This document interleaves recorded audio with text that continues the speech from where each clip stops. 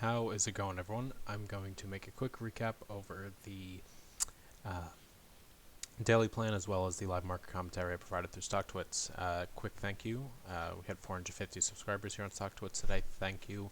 And we're almost at 155 subscribers on YouTube.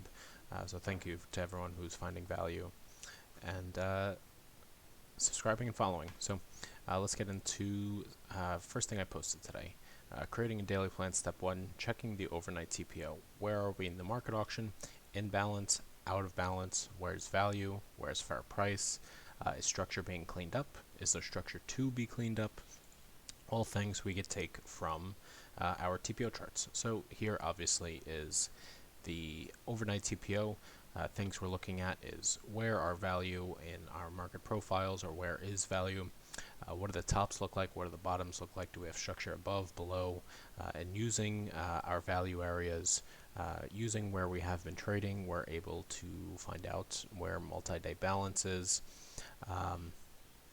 Yep, and that these types of things help us construct our daily plan, find important levels, ranges in the market structure. So creating daily plan, step 2, zooming into our 4-hour time frame.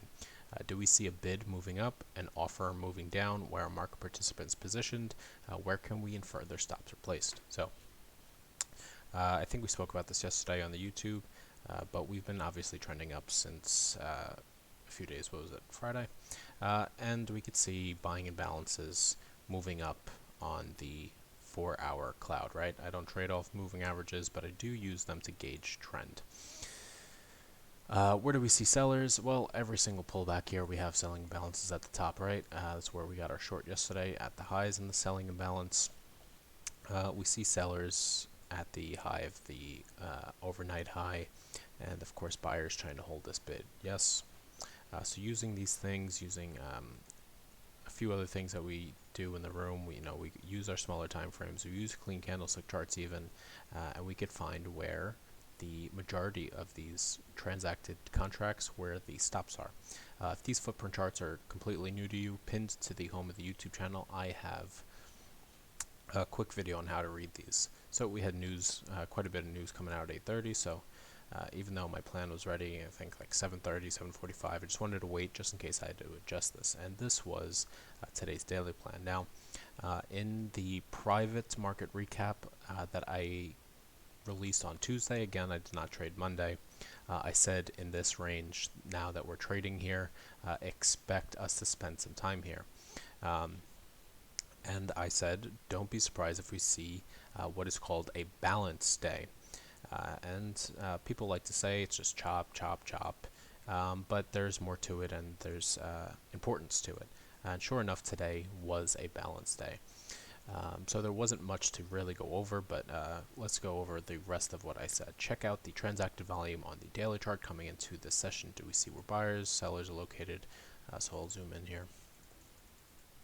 And I believe we see, right, towards the highs we have these selling imbalances, nice big nodes. Towards the end we have a buying imbalance, not quite as big, but looking at the day previous, right, sellers are still active here, buyers are still active here.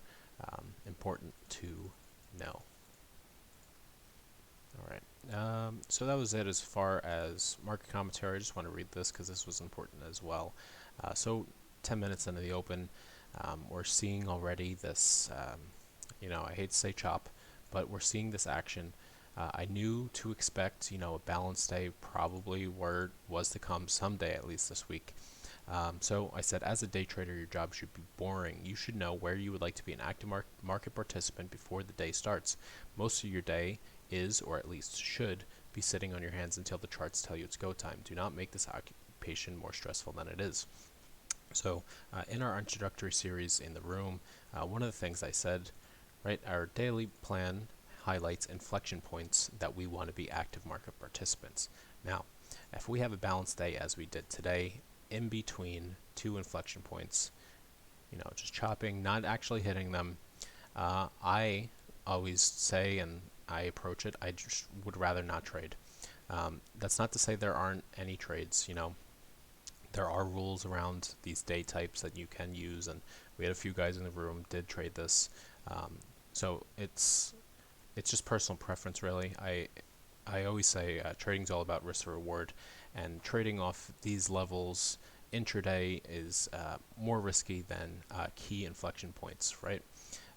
So yes, you can scalp these. You have to trade these or manage these trades rather differently, as we are in a balance, right? We're just trading back and forth, so closer targets. It's easier to get tighter stops as well. Um, a lot of people do like trading balance days like this. I don't mind trading balance days, only if they're at a inflection point though. As I said, I'd rather just sit this out um, and not waste the mental capital. Um, so yeah. Was there anything else? This is a part of our risk management as traders, knowing where or where and when you should be an active market participant. Many unfortunately don't know, but do you have the necessary discipline to listen to yourself and fight the itch to get in the trade?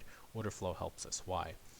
Well, we're seeing, right, we spoke about before, if we want to go short, we want to see P-shaped distribution. Going long, we want to see B-shaped distribution.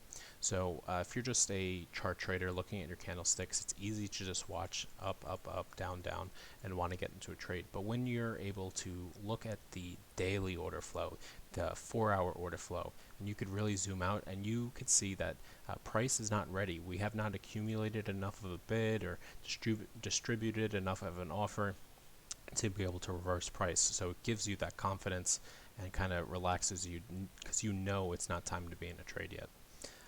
So if you see value in my approach, I'll have my link to the website in the description. But nonetheless, I'll see you guys tomorrow in the next market recap.